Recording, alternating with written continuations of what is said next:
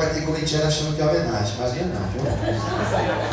1 Coríntios, capítulo 1. 1 Coríntios, capítulo 1. Glória a Deus. 1 Coríntios, capítulo 1. A partir do versículo... não, somente um versículo.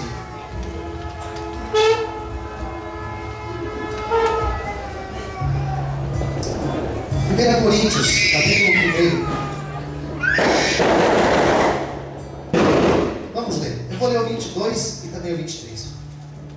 Diz assim: porque os judeus pedem sinal e os gregos buscam sabedoria, mas nós pregamos a Cristo crucificado, que é escândalo para os judeus e loucura para os gregos.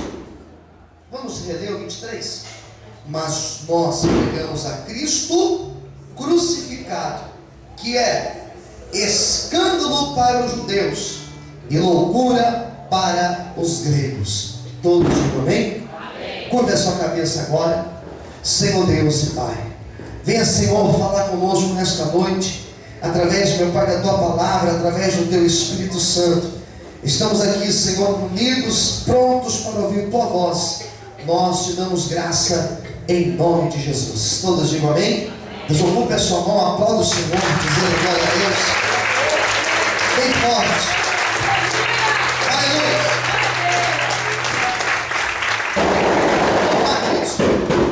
Diz assim a palavra do Senhor. Coríntios, capítulo 1. Vamos dar uma breve introdução. Primeira coisa, Paulo escreveu essa carta para uma igreja, não para o pastor de uma igreja, não para o líder.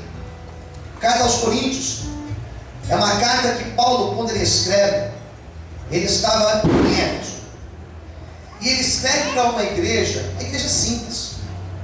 A igreja de Coríntios, ela era uma igreja formada de maioria gentios, maioria de pessoas que tinham entrado no cristianismo depois que a porta daquilo que nós chamamos da salvação foi aberta.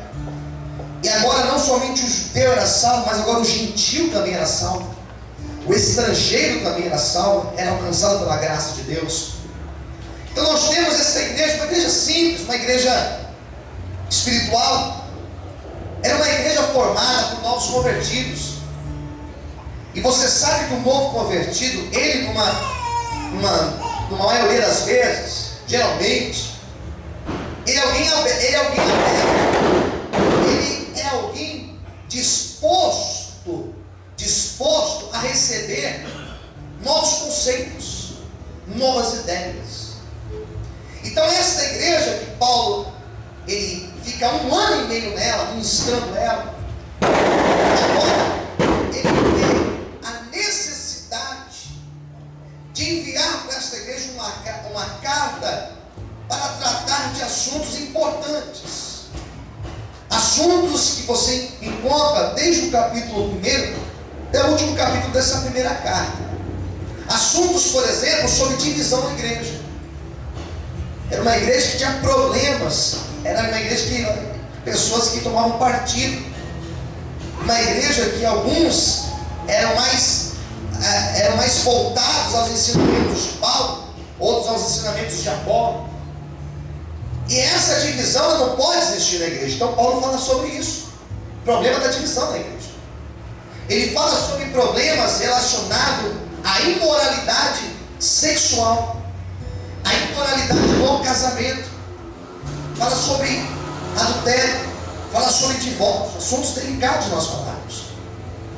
Ele fala sobre os dons espirituais, a diversidade desses dons, e de que forma que esses dons devem ser utilizados dentro da igreja, e a ordem que deve existir dentro de um culto, de uma reunião como essa.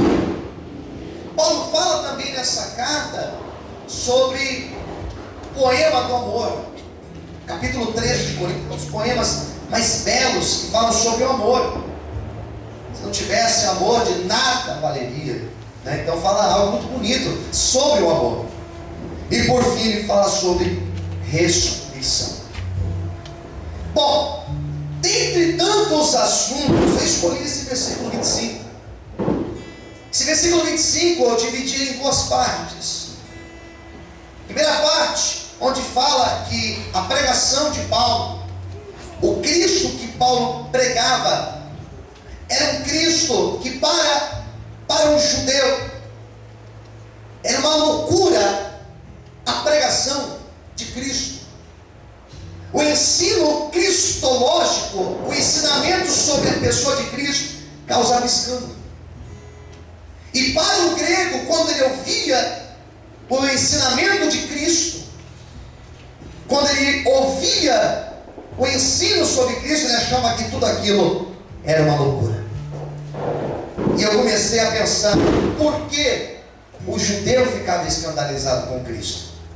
Não é difícil você saber por que um judeu fica escandalizado com Cristo.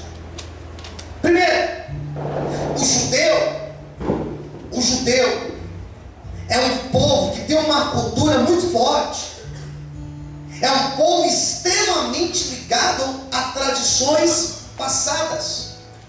O povo judeu, como o povo japonês, é muito ligado às tradições. E um judeu ortodoxo, o judeu que vive ali debaixo da doutrina do judaísmo, debaixo do ensinamento da Torá, da lei de Moisés, quando esse judeu tem contato com o ensino de Cristo, ele fica escandalizado. Por quê? Porque no ensinamento da Torá, no ensinamento dos profetas, foi passado que viria um da semente da mulher, que seria o próprio Filho de Deus, o próprio Deus encarnado que viria. Então o judeu ele esperava, ou melhor, ele espera por esse Filho de Deus. Ele espera por esse Filho de Deus, esse Salvador. E o judeu da época de Cristo, ele ficou escandalizado quando surgiu Cristo. Porque primeiro, quando Cristo surgiu, já tinha existido pelo menos 2.000 falsos cristos.